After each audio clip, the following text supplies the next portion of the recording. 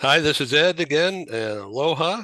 This is not Hawaii, but this picture was taken by me from the deck of our property in Kahana, which is a town north of Kaanapali and Maui, right near Lahaina.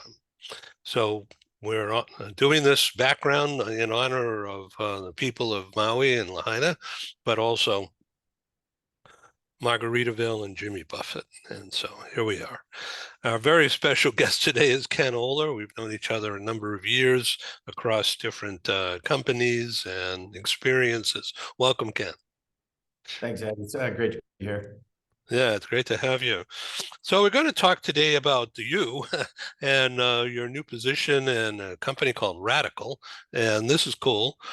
We first met when you were anything but radical, as far as I knew anyway, as top executive with Aon, and which is as you know, a very prestigious and well endowed insurance company, investment company. And so, Ken Oehler, I'm going to read this from the LinkedIn, a business transformation leader, having to do with culture and talent, strategy, people analytics, HR tech.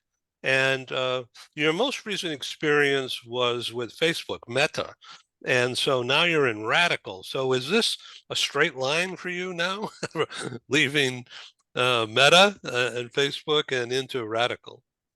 It's interesting you say that. I mean, Radical, we're really focused on creating epic work journeys for people and being very people-centric in that. And I would say, no, my work journey has been anything but linear. I think it was somewhat linear for a few years in the consulting space and leading different practices. But even within that, I had many different lives within consulting, from total rewards to culture to M&A to engagement and listening. My run at Facebook was a very interesting run at an interesting period of time. I like to say I joined Facebook and I left Meta. So I saw some really interesting times there. And then, another nonlinear jump for me now at Radical, that we're a startup that's focused, I'm sort of in some ways back in the advisory, but HR technology space as well. And my role is I'm focused on, I'm the head of people science here. So I'm looking at the research that we're doing out in the market and the thought leadership, but also the people science that we're bringing to our clients through advisory and building into our product suite. Well, my good friend and a client, Stephen Howard, recently wrote a book called Humany, Humony, and he couldn't be with us today. I had invited him. I thought the combination would be terrific. But one of his favorite phrases that I love is that people don't get up in the morning thinking about work and wanting to be managed. They want to be developed and coached and helped forward. That's probably exactly what you're doing right now. Yeah, thanks for the question. When our point of view is strongly, as I mentioned, strongly about the employee and what employees need. We've created an acronym of our Radical name that is very much about what people need in the work experience, and that is reason, accomplishment, direction, identity, connection, and learning. You need all of these things.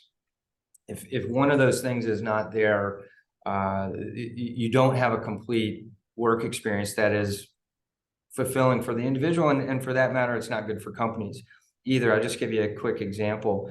In the research that we just released, our State of the Work Experience report, we found that people have all sorts of different experiences, and people have their own individual work journeys, and there are some people that they're really high on the accomplishment and direction part of that experience, but the identity and the connection piece, the sense of purpose, is not there, and we would call that a pressure cooker experience. It's all about the performance. we're going to this and you better, here's the accomplishment. Other people are pretty good experiences across everything except the reason element or the purpose. And we would say, that's kind of rudderless. Yeah, you've got good friends, you've got good connections, you feel like you're getting something done, but you're really striving for, well, why am I doing this?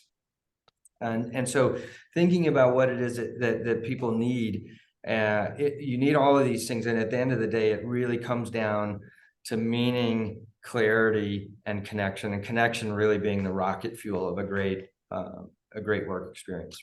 So do you have a formula for engagement? Say more about that. Do you talk about, are you talking about employee engagement, the concept? Yeah, like coaching teams, engaging, getting feedback and giving advice or mentoring. The model we look at it. So, I mean, this is another thing that in our research we found, as much as that would be our aspiration, that people have a radical work experience, only about 2 out of 10 people have this. So 8 out of 10 people are struggling with in one way or another. And when we dug into the research, we found that the work experience has been very fragmented. And if you think about all the elements of work experience, our approach is to look at what we talk about, the 5 Ps. And so you have to do an assessment of not only where the work experience is for people, but then think about ultimately where are you going to intervene to make this better? And depending on what's wrong with the work experience, you may have different points of intervention. Now, the interventions we talk about across the 5 Ps are people, programs, process, places, and products.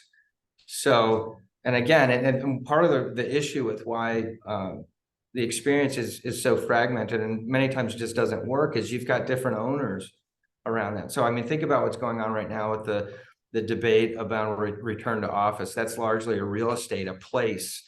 That's the P that everybody's talking about. Well, just get back in the office.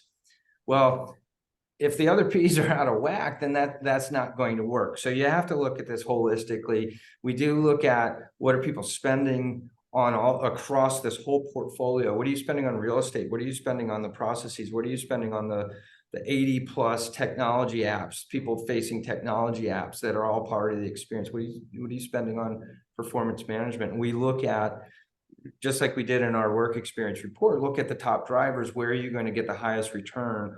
Not to just get at employee engagement or retention, but really create this lasting radical experience. And how do you get, super people-centric in rolling that out for organizations? In your shop, in your company, Radical, what percentage is in the office 100%?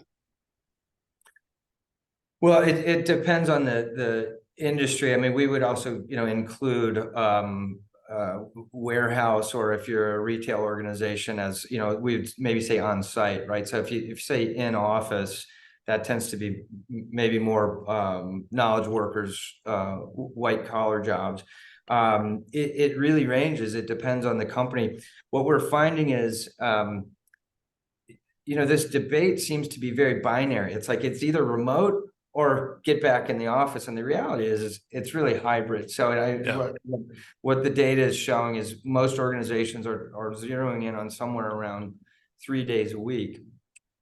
One of the things that we really advise our clients to think about is one size fits all rarely really works. And you should design your return to office policy based on the work that's being done. Again, the extreme example would be a warehouse worker, working from home might not be right. an option. Or Ford Motor Company, they build big things. Exactly. But there are other elements of many knowledge workers where almost all of the work that they're doing could be done remotely. The real question is, well, what might be suffering? Is connections, are connections suffering because you're not in an office together? Maybe. It doesn't mean you have to be in the office to build powerful connection. So you have to look at both the work that's being done, the outcomes that you want, and not only the places, but everything else around the places.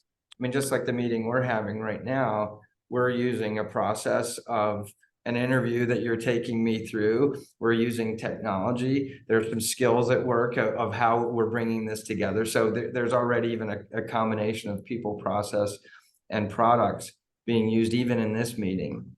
So So you have to look at it holistically. yeah, so you and I are chatting here in a nice, friendly business environment, albeit these crazy visuals behind us both. Uh, what percentage of radical team is female? Of our own company? Yeah, Yeah, so about 40%. 40%. Yeah, Yeah. okay. And do most of the ladies do remote, or is that hybrid also? We're a very hybrid company. Yeah, Yeah. cool. Yeah. Okay. So, I'm talking with a lot of HR people and other consultants too about what's really going on now in the post-pandemic environment, coming out of the fog, and yet people have changed. The demographics have changed just in the last 3.5 years. Yeah, I think we'll be a few more years yet of looking back and saying what just happened. One of the subtitle of our research is there is no back to normal, and it Right. seems like a lot of companies are it's like, well, we're back to normal now. Engagement levels are back to pre-pandemic levels. We're back to normal, right? And the reality is that so much about the context has changed. You mentioned one being sort of society and the face of the workforce. The data says pretty soon, if not already, Gen Y and Z combined make up the majority of the workforce. And these people, that generation has a different set of expectations, much more digitally native than other generations, have different needs, desires, and wants out of work. At the same time, we've got political changes going on. We have the economic changes have been so significant around the fluctuations. We went through a wild run up in the markets, and then sort of the post-pandemic crash, and then the inflation that's been hitting so many people. We're seeing a lot around pay impacting people as well. So all these things combined, in addition with how people themselves have changed, and looking back on what the heck just happened over the last 3 years, and how has that changed how I'm thinking about where I want to work, how much time I want to spend with my family, what else outside of work is important to me. All this stuff is very much in the forefront in ways that it hasn't been in years past. So looking back on Facebook and Meta,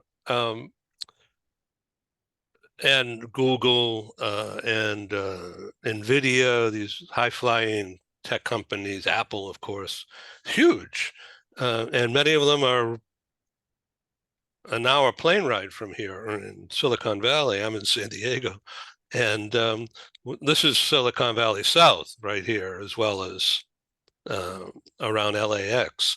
Um, all of the companies have people here in San Diego on a smaller basis, of course, because they can't get them to relocate up north. And there's no place to go up there. Yeah. It's like sold out. Yeah. They're not building anymore Right. houses or anything. So San Diego's reverberating with all that now by infill, and Yeah. everything's getting super expensive here. Yeah. And yeah, and even though there's still properties, residential properties for sale, but people are reluctant to move unless they have to, or they're going to get out of California and do something and cash in or put the money somewhere else because there's no place to go. And people who are current homeowners, they've got in at low interest rates, and now the interest rates are double or triple. So they're not interested in that, and yet the prices keep going up and up. Yeah. and then the demand to poach people from another company and bring them in and their tech skills into whatever company, that is that's what you're seeing, that I'm sure in New York, Yeah, and even I'm absolutely. sure in Yeah. Minneapolis too. Yeah, I mean, there's very clear, macroeconomic forces at work. Again, they're impacting how companies are reacting, what this means for employees. I mean, what you said about, let's just take a couple of these, right? So people are wanting to, there's exoduses from some of the big urban hubs. Certainly New York is seeing that, both in terms of people moving out, but also just people that normally would have commuted into the city that are doing that much less frequently. And that's having this knock-on effect to the local economy, where people, there's millions of people in New York City that aren't having lunches every day or breakfast, or but all this stuff that has a huge impact on the local economy. And then you have all these knock-on effects. Now, simultaneously, we've had some very, very high inflation. People talk about, well, it's coming back down. It was at 9.1%, I believe, in the summer of 2022. That's very high. Prices have gone up, and even though inflation is slowing down at this point, it's not like prices have come back down. So what that means, in the economic terms, is real wages have gone down. People basically got what feels like a pay cut, unless your salary was also rising at that level.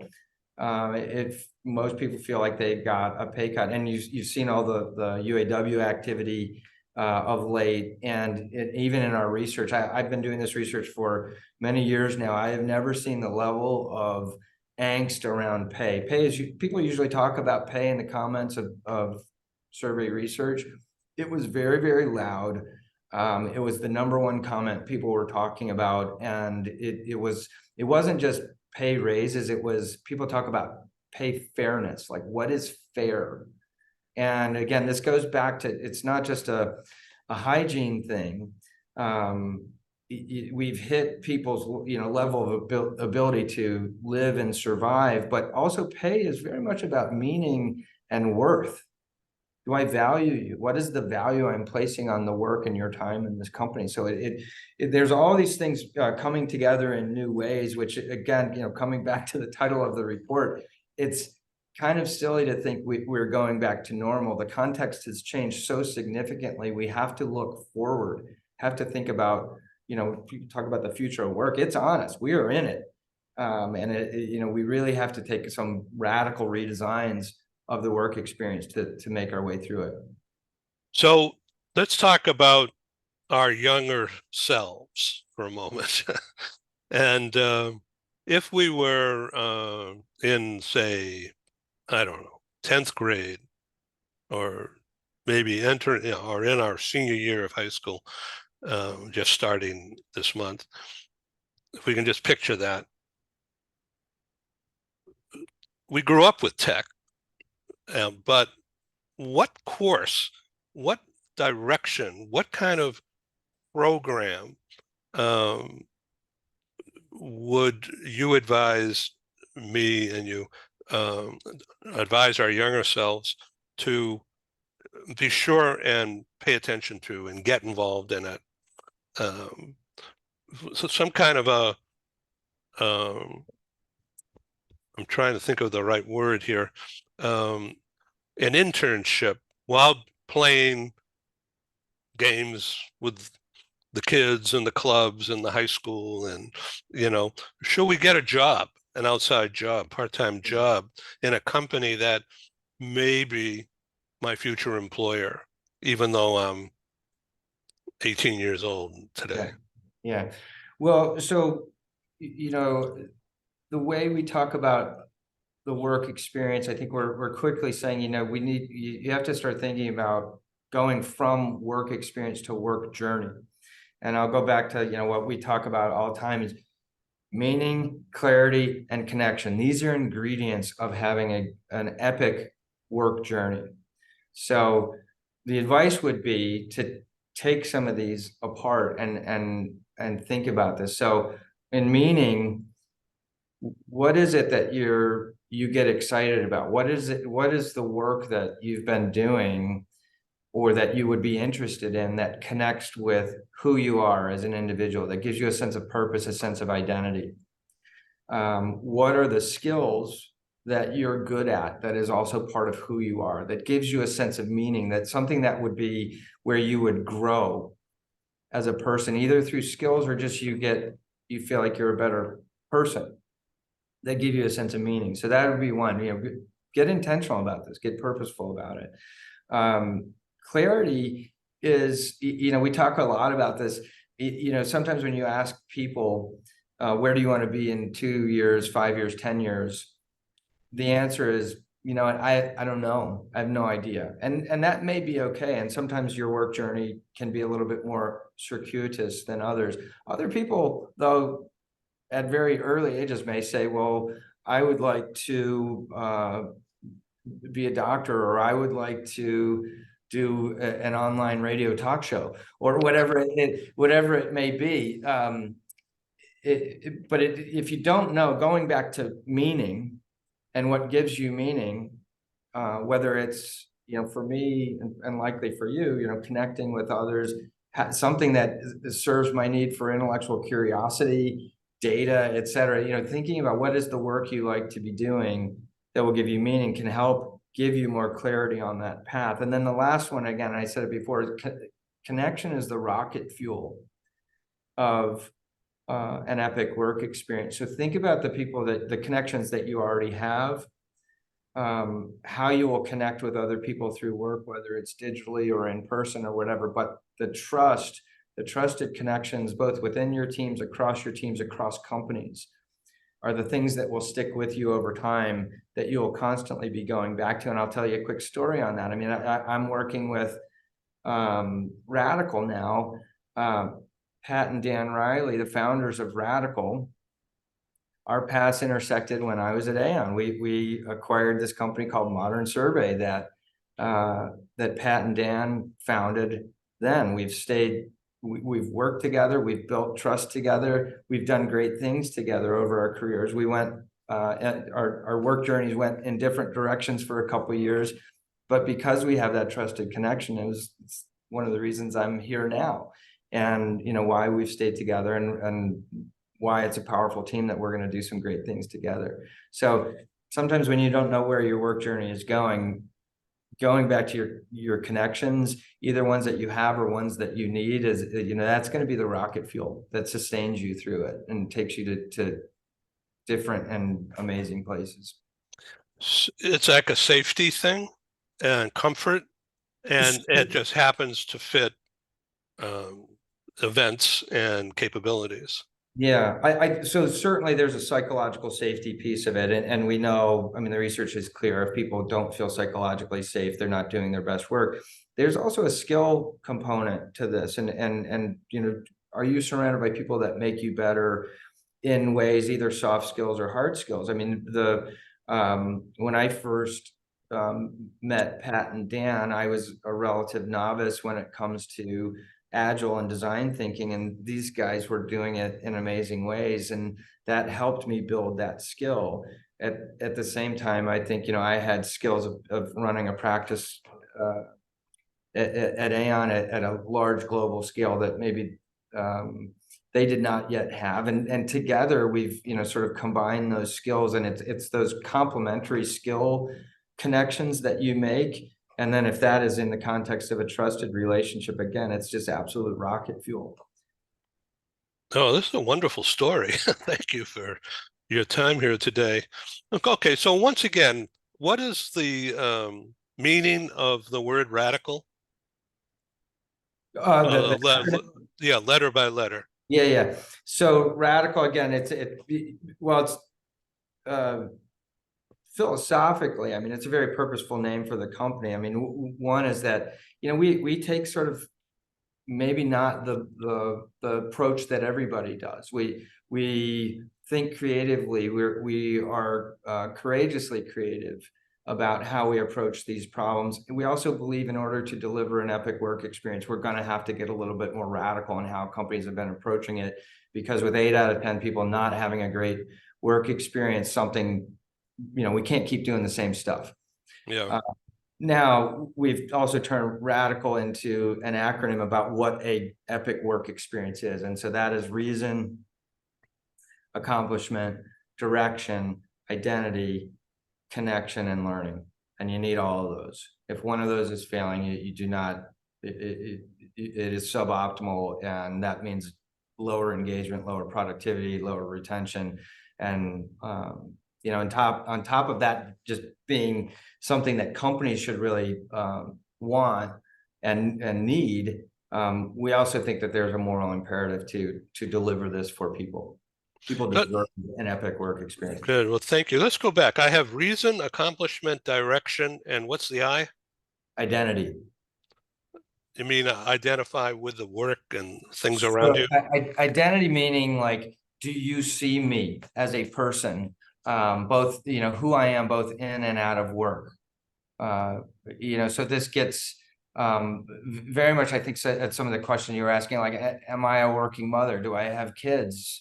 What do I like to do out of work? What's important to me out of work? Why might I want to work a remote schedule? Because of who I am. What are the things that, the meaningful experiences I've had across my lifetime that make me who I am? What are the elements of my personality and my work style that make me do my work early in the morning or super late at night? And do you understand that? Yeah. Okay. And what's the L stand for? Learning. Oh, learning, which is continuous learning, right? Right. And I mean, and it's not just like learning programs or training. I mean, we're talking about growth and development. And we talk a lot about, is your company regenerative? There's so much about, if you think about when employees leave, how many times if you talk to someone, if you talk to a friend, why did you leave? And they'll say, I'm just exhausted. And we saw a lot of that in our research. Are people better off for working at your company? Or are they leaving because they're drained and spent and have nothing left to give? Boy, And that's interesting. Yeah. Okay, so I thank you for your time here. We can go on and on. I don't have to leave, but maybe you have other things you can do. So radical. So when you look at 24, which is, right you on know, time. I think the world is spinning faster than it did last year. Yeah, And yeah, time seems to be, just shooting by. yeah. Um, what do you see? I mean, through your crystal ball. Oof. Yeah, I would say, you're going to have to continue to be flexible. We're clearly, I think the what's going to happen with the economy continues to be uncertain. I think we've got a big election coming up in the United States that certainly will continue to shape a lot of people's experiences. Again, both in and out of work will shape policy that companies apply, whatever happens there. I mean, certainly one of the other forces that you can't ignore is AI. The technological advances I think we are here. I mean, people were talking about AI for many years, and my experience was things were neither artificial nor intelligent, but I think we're there now. Um, and we're just getting started. And I think, there are both opportunities and really significant risks with that I think we're going to have to watch. So what that means for people and for companies is that you're going to have to stay agile, and have frameworks of how you will approach this in terms of thinking about what are the outcomes that you need and how might you design this with true agile principles of co-creating and having releases that you're never done, and that you're co-creating with employees and empowering employees as the end users of their own experience, rather than doing the same old of pushing experience interventions out to them, on them. So That um, old way is not working anymore. I'm old-fashioned artist. You can see I'm writing things down here. I'm an old note taker from way back. Yeah. But I really love what you're doing here, and thank you. And I invite you to do some of this in our live New York meeting, November 9, and I'll stay in touch with you uh, to find out whether that date is and the idea is good. So we're going to do a live in-person meeting that will, and portions of it will be broadcast as well, but not the whole thing. So I thank you. People can get in touch with you how? So radicalwork.com. There is no A in the last part of radical. So RADICL work.com and ken.oehler@radicalwork.com. Okay. Or find me on LinkedIn. Thank you very much. This has been great. I'll Thanks, send you guys. the finished program later tonight. Thanks very Okay. much. Thank you for being on Global TV Talk Show, and good night. Bye-bye. Thank you.